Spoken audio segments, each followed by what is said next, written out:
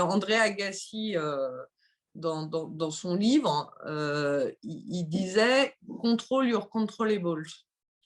Il y a tout un tas de trucs qu'on ne contrôlera jamais, mais ce qu'on peut contrôler, c'est soi, en fait.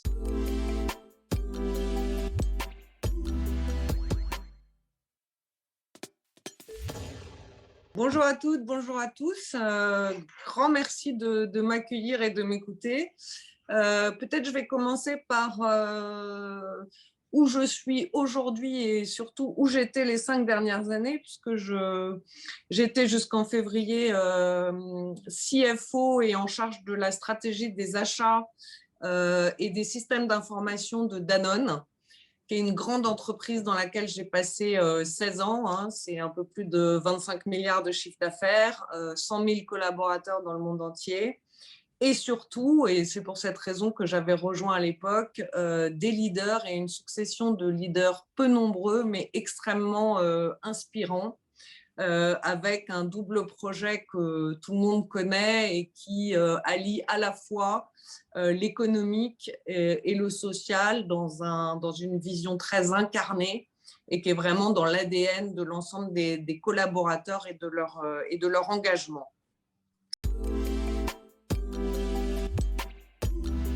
En fait, je ne me suis jamais projetée. Je me suis jamais projetée et pendant mon enfance et mon adolescence, j'ai essayé de suivre les cases en fait dans lesquelles l'écosystème familial, éducatif voulait me mettre avec succès, mais probablement sans être forcément sur mon chemin de vie à moi, mais vraiment en essayant de faire plaisir, d'être utile et d'être dans la bonne case comme font beaucoup de femmes. Et je reviendrai là-dessus tout à l'heure. Et donc, j'ai fait un parcours scolaire sans encombre. J'ai été diplômée de l'agro, donc je suis ingénieure agronome. Et ce qui s'est passé, c'est que juste après mon diplôme, je suis partie pour suivre quelqu'un en Afrique du Sud, à Johannesburg. On était en 95. Johannesburg était réputée comme une des villes, sinon la ville la plus dangereuse au monde. Et je me suis retrouvée tout d'un coup à 10 000 kilomètres de tout repère et de tout écosystème qui m'avait jusque-là cadré, fait avancer et un peu défini ma destinée, entre guillemets. Et au moment où il n'y a plus de balises et au moment où il n'y a plus de signalisation, c'est vraiment là qu'on est en mesure de faire ses choix et de démarrer son chemin de vie. Donc pour moi, le moment qui a été vraiment la clé d'une transformation et d'essayer de trouver ma route a été ce moment où je suis arrivée à Johannesburg et je n'avais plus de repères, je n'avais pas de travail. Et du coup, à force de chercher et au petit bonheur la chance, j'ai atterri dans une entreprise formidable qui s'appelle L'Oréal, pour laquelle j'ai travaillé 4 ans en Afrique du Sud et j'ai démarré à l'usine et je crois que c'est un de mes plus grands souvenirs professionnels parce que c'était extrêmement concret, j'étais toute jeune, j'étais très loin et ça m'a appris énormément de choses. Sans doute encore plus de choses personnelles que professionnelles. Après, je suis revenue en France, j'ai eu un parcours plus classique, mais finalement, je ne me suis jamais à aucun moment projetée dans un métier ou dans une fonction sur laquelle j'aurais suivi une autoroute. J'ai fait un peu d'audit interne chez L'Oréal et puis très vite, je me suis dit que j'étais jeune, que j'avais besoin d'être doueur et de faire mes preuves avant de faire du contrôle du travail des autres. Et à l'époque, c'était la grande révolution Internet. France Télécom avait racheté Orange, donc je suis rentrée là-bas. Et c'était au moment de l'introduction en bourse, mais en même temps, on était en août, donc il n'y avait pas grand monde au bureau et on m'a trouvé dans un couloir et on m'a dit viens nous aider sur l'introduction en bourse d'Orange. Et j'ai atterri après aux fusions-acquisitions. Je n'avais aucune connaissance de ce métier. Banque d'affaires, je ne savais pas ce que c'était. Donc là, je me suis retrouvée dans un environnement complètement nouveau. chez France Télécom. Et puis, donc, j'ai passé 4 ans en fusion-acquisition. Et c'est ainsi qu'en 2004, alors que Danone cherchait un nouveau patron des fusions-acquisitions, je suis rentrée dans une société qui avait toujours été dans ma tête. Et encore une fois, par la force de ses leaders, par leur unicité, par l'unicité du projet qui allait au-delà d'un pur business. Et donc, je suis rentrée chez Danone en 2004 et j'y ai passé 16 ans. Et pour moi, ça a été vraiment la rencontre de personnes. En fait, dans tout ce qui m'a construit, et j'avais jamais imaginé être dans un poste de CFO un jour d'une société du CAC 40. Mais en fait, j'ai eu la chance de tomber sur des personnes qui voyaient plus grand que ce que moi je voyais, et qui m'ont tiré et qui ont pris des risques. Et je pense qu'aujourd'hui, c'est vraiment très important d'avoir les bonnes rencontres. Moi, quand je suis venue et arrivée un peu en haut de la pyramide chez Danone, en fait, ce dont je me suis aperçue, c'est que finalement, vous avez quelques leaders qui sont prêts à prendre des risques, à embarquer des personnes, à faire des accélérations de carrière. Et finalement, il y a toute une couche au milieu qui est gérée par des process et finalement qui ne se renouvelle pas et qui va un peu bloquer le système, et notamment pour les femmes, avec plein de bonnes et de mauvaises raisons.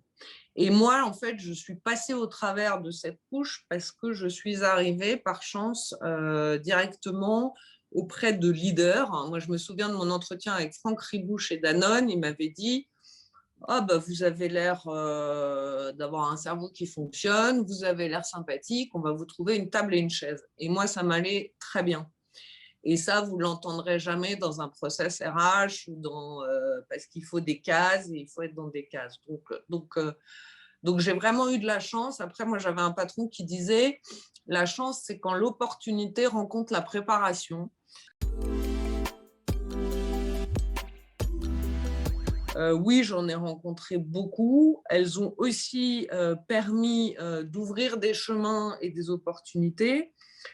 Une des difficultés que j'ai rencontrées, c'était, et notamment avec un grand DRH à l'époque que j'étais allée voir et qui m'avait dit: mais en fait, Cécile, toi, tu délivres tout ce que tu fais et l'exécution est parfaite et c'est formidable, mais tu ne te marketes pas assez. Et j'avais dit: mais je ne comprends pas, parce que si je fais ce qu'il faut et que j'ai les résultats, c'est quoi se marketer?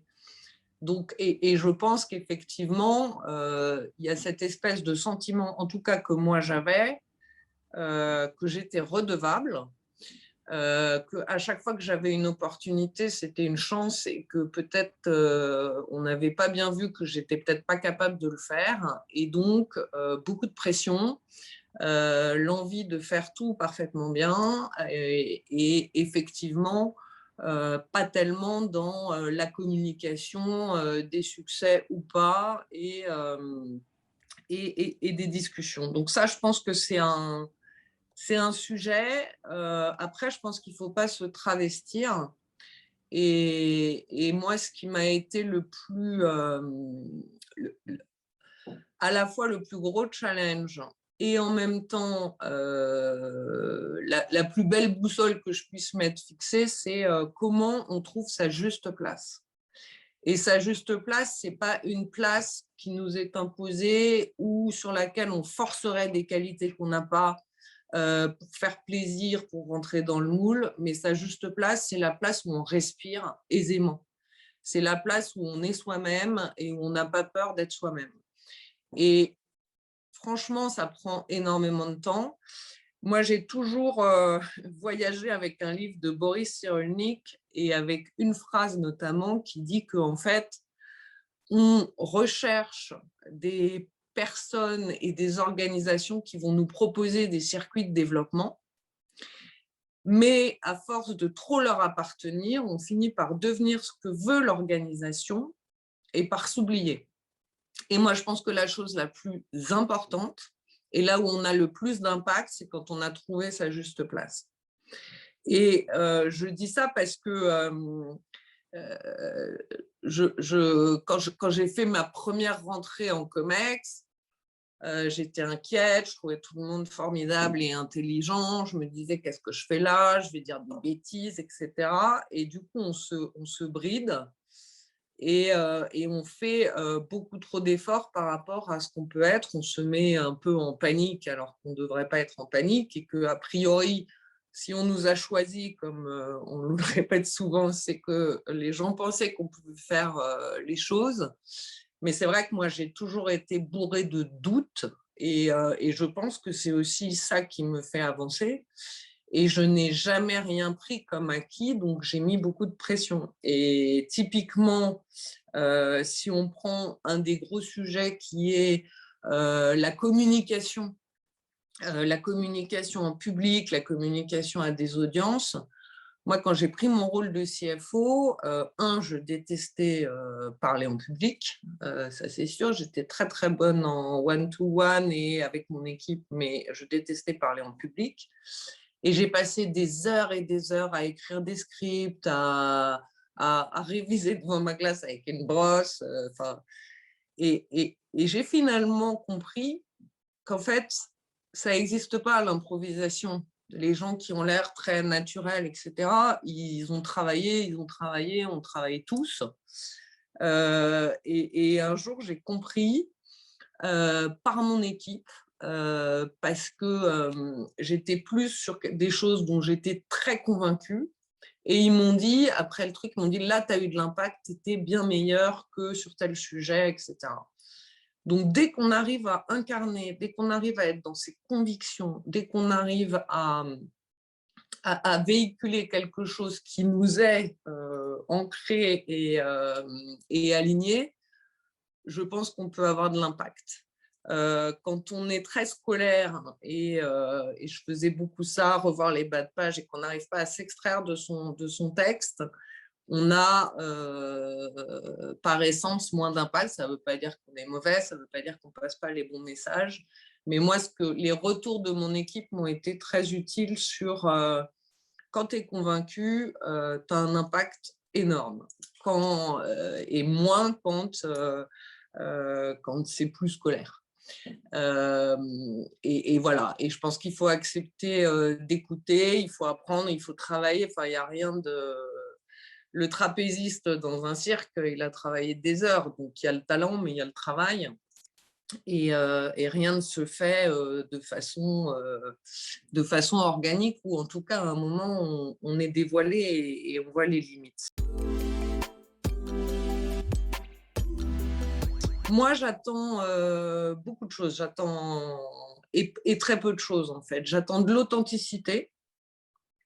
J'attends du courage. J'attends beaucoup de collectif et j'attends de la confiance.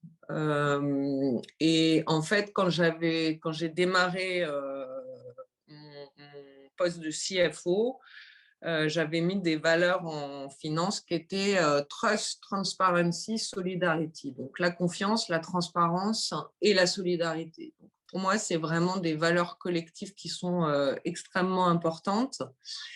Et c'est vrai que les moments où j'étais le plus fière de ce que j'ai fait, c'est le moment où j'avais des feedbacks de mon équipe qui étaient très positifs, plus que quand j'avais des feedbacks de mes chefs ou de mes pairs.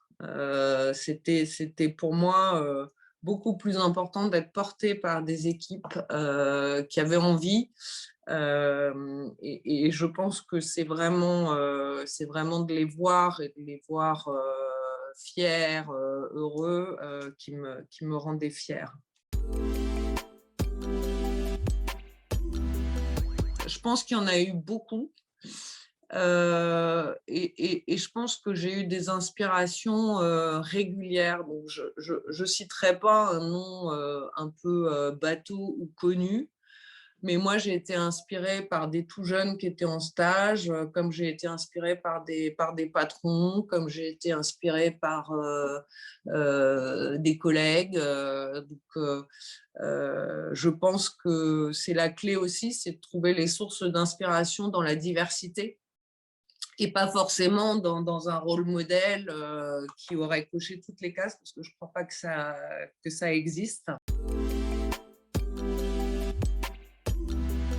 C'était un de mes patrons quand j'étais chez Danone, dans une fonction régionale, qui m'avait dit, vous savez, dans les entreprises, on vous fait toujours des revues de performance, on vous dit voilà les points à développer, voilà vos forces, voilà sur quoi il faut travailler. Et il m'avait dit, Cécile, laisse tomber, appuie sur tes forces. Si tu travailles trop tes points développés, tu vas minimiser tes forces et tu vas te moyenniser. Et en se moyennisant, on perd de l'aspérité et finalement, on devient quelqu'un de plus normé, qui est à peu près ce qu'attend le système, hein, qui n'a pas encore complètement embrassé toute la richesse de la diversité. Et c'est un conseil qui m'a marqué, qui était il y a longtemps. Et depuis, j'ai vraiment essayé d'arrêter de trop me prendre la tête sur les défauts de mes qualités et d'essayer d'avoir une espèce de moyenne en tout, un peu moyenne supérieure, et vraiment d'être sur mes forces. Et ça revient vraiment au conseil que je pourrais donner aux femmes, que j'ai mis assez longtemps à mettre en œuvre, et je ne sais même pas si j'y suis complètement, mais qui est vraiment de trouver sa juste place. Il y a pas une place où il faut aller, il y a sa juste place. Celle où on se sent bien, celle où on dort bien déjà, celle où on se sent à la fois utile et où on respire bien. Et je pense que chacun doit atteindre cette place-là. Chacun doit être au maximum de son potentiel. On n'a pas tous le même, on n'a pas tous les mêmes talents. Et après, il y a un collectif. Je pense qu'il faut savoir être à sa place et soi-même dans un collectif divers. Et, et pourquoi? Parce que je pense que le système, et notamment le système en France, les process, les réflexes des DRH, les réflexes des chasseurs de tête, c'est toujours un peu de soit vous remettre dans votre zone de confort pour ne pas prendre de risques, soit de vous trouver des clones ou de trouver le clone de qui vous allez être. C'est en train de bouger, mais je pense qu'il faut qu'on arrive à dépasser ça et à vraiment comprendre ce que chacun a apporté dans un collectif. Et à la fin, l'idée, ce n'est pas que le collectif soit cloné, parce que quand on pense tous pareil, on ne pense plus rien. En revanche, on ait tous cette envie d'être au service du collectif, parce que ce qui compte, c'est l'objectif commun. Après, il y a plein de façons d'y aller ensemble. Mais voilà, moi, ma clé, c'est trouver sa juste place. Alors, je ne sais pas si je l'ai trouvée, mais je sais que depuis quelques années, depuis que j'ai compris ça, je m'en rapproche et on dort beaucoup mieux, en fait. Alors ça, moi, je vais être très mauvaise. Je ne sais pas, en fait, comment on développe la confiance en soi, parce que je suis quelqu'un de bourré de doutes. Et ça me va, en fait, parce que ça me permet d'avancer, ça me permet de me questionner, ça me permet de grandir, de continuer à grandir. Et donc, oui, c'est gênant. À certains moments, on aimerait être mieux et avoir plus confiance. Et en même temps, moi, les doutes, les peurs m'ont permis d'avancer. Donc, c'est plutôt la confiance que vont vous faire les autres aussi qui va importer. Et la capacité à pouvoir rencontrer, à pouvoir échanger. Je pense qu'on a peu de vraies rencontres dans sa vie, mais on en a. et il faut vraiment jouer dessus. Après, moi, j'ai la chance d'avoir à la fois eu un très beau parcours et très fidèle chez Danone en exécutif, et j'ai eu la chance aussi parce que je suis une femme et parce que avec la loi Copé-Zimmermann, on cherchait beaucoup de femmes, je suis rentrée dans des très beaux conseils. Et je pense que ça, c'est aussi un conseil que je peux donner. C'est quand on a une mission, un rôle, et notamment les femmes, on a très envie d'être complètement concentré, de bien faire, etc. Et on en oublie un peu l'extérieur, peut-être. Et moi, le fait d'avoir été soit dans des métiers de M&A où on avait quand même des gros contacts avec le monde extérieur, que ce soit avec des cibles, que ce soit avec des partenaires, que ce soit avec des banquiers, que ce soit avec des avocats, mais en tout cas avec un écosystème externe, ou dans des conseils, ça enrichit beaucoup. Ça enrichit beaucoup, et si vous êtes enrichi, vous enrichissez vos fonctions aussi. Et je n'ai pas fait de formation particulière. Je pense que j'ai là aussi appuyé sur ce que je pouvais apporter en ayant eu le parcours que j'ai eu, en ayant les forces que j'ai eues, sans essayer d'être là où je ne devais pas être. Et je pense que c'est ça la force de la réussite, de ne pas essayer d'être bon en tout. Mais vraiment de respecter de son talent et de le pousser et de le mettre au service des autres. Moi, j'ai jamais été très réseau parce que, encore une fois, je suis peut-être paradoxalement assez timide et pas très à l'aise en société. Moi, je suis très à l'aise quand je suis utile. Je suis un peu moins à l'aise quand il s'agit de société. Donc moi, mon réseau, il a vraiment été fait via l'utilité et l'engagement que j'ai pu avoir sur des sujets annexes en étant approchée par des personnes. Quand j'ai, il y a 4 ans, décidé d'accompagner le SPAC Media One, bah, j'y ai beaucoup travaillé et c'était une façon pour moi d'être utile à ça. Et donc, effectivement, ça m'a apporté des connaissances, un secteur nouveau, de la curiosité et de l'ouverture. Mais je ne suis pas très... je suis pas très réseau pour le réseau. En fait, je pense qu'il faut avoir un objectif et une action. Et je pense que ce qui est important, c'est vraiment comment on met ses convictions au service d'un impact. Et il y a énormément de réseaux, je suis énormément sollicitée. J'essaye vraiment de choisir là où je vais pouvoir être utile. Donc là, j'accompagne la chaire de philosophie à l'hôpital qui a été montée par Cynthia Fleury et qui consiste vraiment à dire, en fait, on ne soigne pas une maladie, on soigne un patient. Donc toute l'humanité et les soins, parce que je trouve que c'est une cause formidable et parce que j'ai envie de mettre de l'énergie autour de ça. Mais des réseaux qui seraient que des réseaux de dîner et déjeuner, je vais être de mauvais conseils parce que je ne sais pas très bien les faire s'il n'y a pas un sujet et quelque chose qui me ramène à des choses que j'ai envie de développer.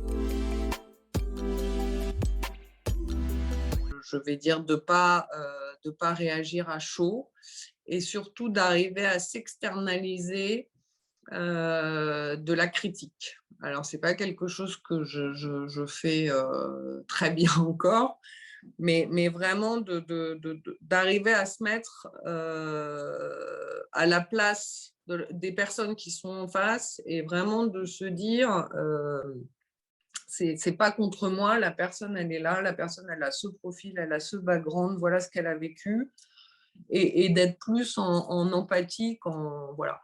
Je pense qu'on ne peut pas contrôler les autres. La seule chose qu'on peut contrôler, c'est ses réactions et ses émotions et la façon dont on réagit aux choses. Il y avait André Agassi dans son livre, il disait « Control your controllables ». Il y a tout un tas de trucs qu'on ne contrôlera jamais, mais ce qu'on peut contrôler, c'est soi, en fait. J'ai toujours fait comme ça. Danone, moi, j'étais au service de Danone. Et je suis quelqu'un d'extrêmement exigeant avec moi, avec les autres. En revanche, j'ai toujours essayé d'être juste et d'avoir une cause qui ne soit jamais personnelle. Moi, je vous disais tout à l'heure, je ne me suis jamais projetée. En revanche, j'ai toujours été très exigeante par rapport à ce qu'on pouvait attendre de moi. Sans doute, à certains moments, je me suis mis beaucoup plus de pression qu'il n'était nécessaire. Et je pense qu'à un certain niveau, ça n'aide pas à être meilleur. Et ça peut, au contraire, comme je disais tout à l'heure sur la prise de parole en public, ça peut faire perdre en impact. Donc, il faut arriver à jauger ça. Mais moi, l'objectif fondamental que je me suis mis, c'est d'être libre et d'être toujours aligné avec moi-même. Et comment on sait qu'on est aligné avec soi-même, en ce qui me concerne, c'est de bien dormir. Si je commence à mal dormir, c'est qu'il y a probablement quelque chose qui s'est désaxé et qu'il va falloir remettre dans l'axe. Moi, je pense qu'on ne sait pas ce qu'on ne mesure pas. Donc déjà, ce qu'ont permis les quotas, c'est aux entreprises de mesurer où elles en étaient et de se fixer des objectifs. Et je pense que c'était essentiel pour rééquilibrer. Parce qu'en fait, sur les femmes, les hommes, je pense que ce qui est important, c'est pas tellement il faut X femmes, mais je pense qu'il y a un niveau de masse critique, typiquement dans un COMEX où vous êtes 8 ou 9. Si vous êtes en dessous de 3 femmes, il y a encore les femmes et les hommes. Et je pense qu'à un moment, la conversation et la dynamique changent à partir d'une certaine masse critique. Donc, je pense que c'est assez sain de viser une masse critique et de ne pas cocher des cases. Parce qu'une harmonie et une dynamique changent à partir d'une certaine masse critique. Donc moi, les quotas, j'y suis favorable. Je pense en même temps que être nommée parce qu'on est une femme, c'est un peu restrictif, mais je n'ai pas de solution miracle. Et je sais très bien qu'en ce qui me concerne, et notamment sur les conseils d'administration, le fait qu'il y ait eu des quotas m'ont permis d'avoir des opportunités que j'aurais sans doute pas eues. Maintenant, je pense que les quotas, ça suffit pas parce que on a quand même un ventre mou, ce que j'appelais le middle management ou le milieu, où on n'a pas créé en fait les opportunités et la féminisation qui permet d'avoir le bon rythme en fait de féminisation tout au long de la pyramide, puisqu'on ne l'a pas construit comme ça. Donc je pense qu'il faut il faut vraiment arriver à dépasser les process, à avoir des leaders qui vont imposer et prendre des risques avec des objectifs pour avoir des accélérations sur un certain nombre de femmes. Typiquement, aujourd'hui, il est très naturel, et ça n'existait pas à l'époque, quand vous allez faire une chasse externe, de dire « je veux autant de femmes que d'hommes sur ma liste ». Et je pense que c'est important qu'on soit très vigilant à ça parce que ça ne changera pas tout seul. Et en tout cas, ça ne changera pas dans les routines qui ont été mises en place depuis 20 ans dans les entreprises où c'est beaucoup plus facile d'embaucher un clone que d'embaucher quelqu'un qui est différent. Ça prend moins de temps, on a moins de risques. Mais après, il faut être assez convaincu que d'embaucher quelqu'un de différent, ça va vous faire grandir beaucoup plus vite et ça va permettre de faire avancer le projet de façon probablement différente, avec beaucoup plus d'aspérité et beaucoup plus d'unicité. Mais ce n'est pas quelque chose qui est qui est ancré parce que c'est compliqué, parce que c'est difficile, parce qu'il faut se challenger, parce que ça manque de temps et parce que les process n'ont pas été dessinés comme ça. Donc il y a encore beaucoup de chemin, mais je pense qu'on progresse. Donc voilà, il faut continuer à progresser là-dessus. Je pense qu'il y a effectivement des sensibilités et des approches qui ne sont pas complètement pareilles. Après, je ne sais pas s'il faut... Bon, déjà, il y a il y a toute l'éducation et tout le poids de les filles s'habillent en rose et jouent à la poupée et les garçons sont dans la compète et dans le foot très jeunes. C'est en train de bouger, mais il y a effectivement tout un poids qui fait qu'on n'est pas élevé pareil, on n'a pas les mêmes challenges et les mêmes attentions, donc forcément l'inné, l'acquis, je pense qu'il y a un environnement qui est ce qu'il est. Après, pour moi, ce n'est pas tellement ce qui est important ou ce qui est le plus important, c'est comment arriver à prendre le meilleur de la diversité pour faire avancer. Donc moi, je pense que ce qui est dangereux, c'est d'avoir que des hommes, mais c'est peut-être pas mieux d'avoir que des femmes. En revanche, c'est comment on trouve le bon équilibre, et c'est homme-femme, mais c'est aussi jeunes, anciens, c'est aussi éducation classique versus un parcours original. Et c'est tout ça qu'il faut réussir à mettre ensemble et qui est compliqué, mais sur lequel il faut vraiment faire l'effort de mettre ensemble parce que c'est là qu'on gagnera vraiment. Donc, voilà, je pense que chacun est différent. Je crois que c'est, je ne sais plus qui disait, on est tous, personne n'est indispensable, mais chacun est irremplaçable. Donc, c'est à nouveau la question de trouver sa juste place, là où est son talent, là où sont ses envies, là où sont ses convictions, parce que c'est là qu'on a le plus d'impact. Et c'est là qu'on peut vraiment être utile et faire la différence.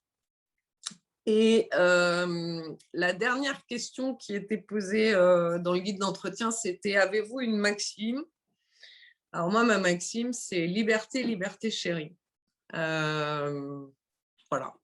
Je pense que ça dit ce que ça dit, mais j'ai toujours considéré que j'étais pas indispensable. Et du coup, ça m'a toujours donné une grande liberté. Et cette liberté, je l'ai rencontrée quand je vous disais au début, quand j'étais en Afrique du Sud, loin de tout, et donc il n'y avait plus aucune signalisation. Et je la chéris.